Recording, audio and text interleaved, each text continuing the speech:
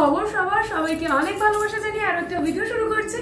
এখন বাজে 9টা বাজতে 5 আর সবাই দিনের বেলা থেকে ব্লগ স্টার্ট করে।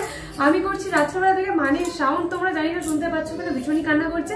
তো এই যে হচ্ছে মানির টিফিন বক্স। তো চলো এই টিফিন বক্সের মধ্যে কি রয়েছে দেখে নেওয়া যাক। তার সাথে সাথে মানিকে দেখে, আর ভিডিওটা স্কিপ করো না কিন্তু। তোমাদের আজকে হচ্ছে কি আমি ভিডিওটা মানে করছি, এখন হচ্ছে কি 31 মানে ডিসেম্বর। তো সবাইকে অ্যাডভান্স হ্যাপি নিউ ইয়ার। তো এই ব্লগটা আমি কালকেও কন্টিনিউ করার ইচ্ছে আছে। তো চলো মানির কাছে যাই। মানি কি আছে দেখো, খোলো এটার মধ্যে কি আছে। এই দেখো, এই দেখো তোমার জন্য আমি কি এনেছি দেখো। এবার খোলো, খোলো তুমি। এই যা, এই যা, কি আছে, কি আছে? খেলা করো, খেলা করো, ঠিক আছে? কি কোথায়? নান্না বাটি। এই বের করে দিয়েছি, খেলো। ও খেলো, ততক্ষণ আমি আমার কাজ যতগুলো বাকি রয়েছে তো সমস্ত কিছু আমি কমপ্লিট করে দিই।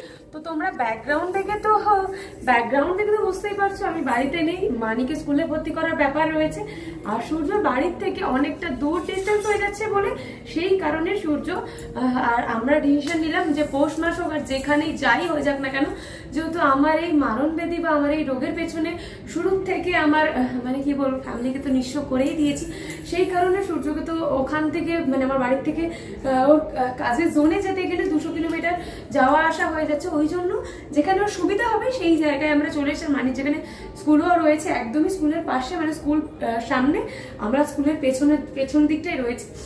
তো ওই সুবিধার্থে আমরা এখানে চলে এসেছি। আর চলে আসার পর কথাটা হচ্ছে গিয়ে মানে অনেকেই বলেছে পৌষ মাসে যেতে না, কিন্তু কোনো উপায় ছিল না। সামনের মাস দেখলেই সকাল হতে না হতে এই ওই বুঝতেই তো পারছো মানে কি বলবো।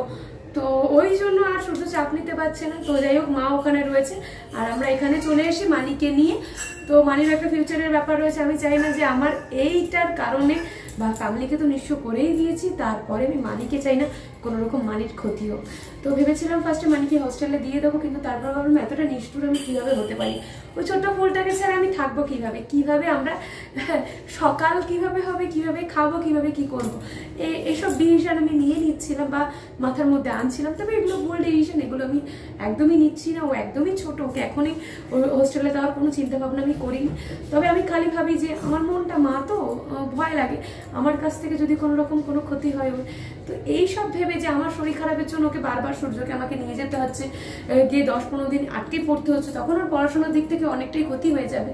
তো এইসব ভেবে ওকে ডিসিশন নিচ্ছি আমি হোস্টেলে দিয়ে দেওয়ার। এখন জানি না, সব ভগবান আর সবই তোমাদের ওপর।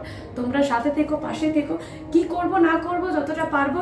যদি তোমাদের কাছে কোনো সাজেশন থেকে থাকে তোমরা অবশ্যই কমেন্ট বক্সের মাধ্যমে আমাকে জানিও যে পূজা তুমি এটা করো, এটা করলে বেটার হবে। তার কারণ আমি তো মা, আমি চাইবো না কখন সন্তানের পড়াশোনা হোক বা তার মানুষ হয়ে ওঠা কখনোই খারাপ হোক, কোনো মাই সেটা চায় না। তো সেই জায়গায় দাঁড়িয়ে আমি ভাবলাম যে ওকে হোস্টেলে দিয়ে দেবো, যেহেতু ভেলোরে যাওয়া মানে 10-15 দিন ওখানে আটকে যাওয়া, আর আটকে গেলে মায়ের পড়াশোনার ক্ষতি, মানিকে তো নিয়ে যেতেই হবে। তো এইসব ব্যাপারগুলো নিয়ে একটু টেনশনের মধ্যে পড়ে গেছি, জানি না কি করব। যাই করব তোমাদের সাথে শেয়ার করবো। তো এখন মানির খিদে পেয়ে গেছে, চলো মানিকে খাইয়ে নেওয়া যাক।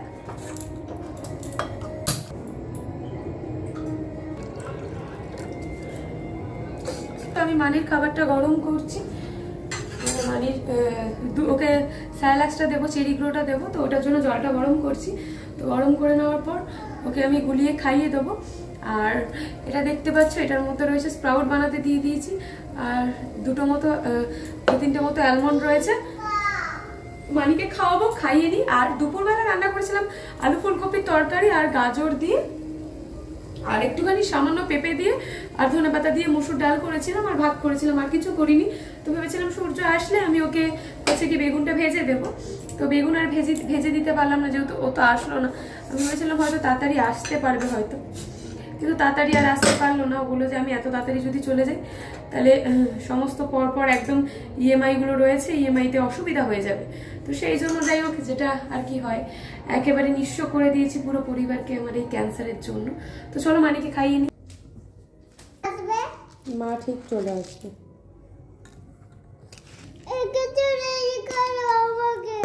রেখে চলে গেল?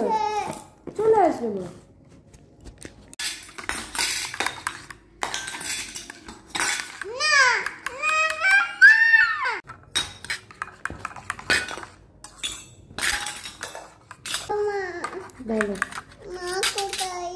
তুমি রান্নাবাটি খেলছো? দুধু চাপা দিয়েছো? হয়ে গেছে রান্না? দাও আমাকে খেতে দাও, আমাকে খেতে দাও, দাও। তোমাকে ছেড়ে চলে গেছে? কে? মা ছেড়ে চলে গেছে? চলে আসবে, খেয়ে নাও। চলে আসবে মা, চলে আসবে। তুমি দুধুটা খেয়ে নাও, চলে আসবে মা, ঠিক আছে? কি চেয়েছে? চাইনি বাবা, ফেস ওয়াশ নিয়ে নিয়েছে। চলে আসো, তুমি চলে এসো, চলে এসো, খেয়ে নাও। একটুখানি দুধু আর বাকি রয়েছে। চলে এসো, চলে এসো, খাটে ওঠো, শিগগিরই খাটে ওঠো।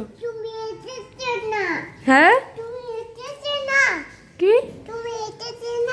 হ্যাঁ তুমি এসো সোনা।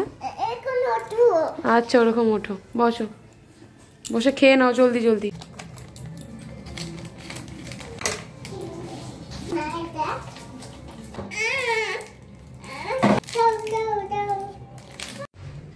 আমার ডিনার কমপ্লিট হয়ে গেছে আর মানিকেও খাইয়ে দিয়ে ঘুম পাড়িয়ে দিয়েছি। তো কথাটা হচ্ছে গিয়ে চারিদিকে 31st একেবারে মানে বাতাস বয়ে যাচ্ছে, এদিকে গান এদিকে গান, এদিকে বাজি ফাটছে, ভীষণই আনন্দ লাগছে। অন্য কারোর আনন্দ থেকে তো আনন্দ ভীষণই হয়। তো কথাটা হচ্ছে আমি যতই আনন্দ না করতে পারি, তো আমি যদি আনন্দ করি এখন সবাই একেবারে বকাবকি স্টার্ট করে দেবে। আবার শুরু করেছিস, আবার শুরু করেছিস, মানে ফোনের পর ফোন আসবে, আন্টি ফোন করবে, দিদি ফোন করবে। আর মহু আন্টি তো বলেই রেখেছে, তুই যদি বেরিয়েছিস আমার মুখটা তুই মনে রাখবি।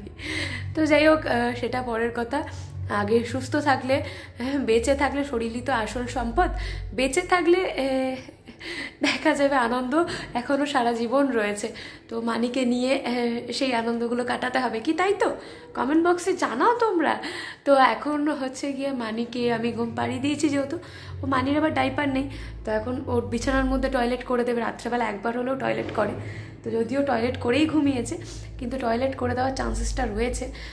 তো সূর্যকে বলে দিই যে আসার পথে টয়লেট মানে সরি ডাইপারটা নিয়ে আসবে। তো চলো ঘুমিয়ে পড়ি, কালকে সকালবেলা দেখা হবে তোমাদের সাথে। তো চলো টাটা।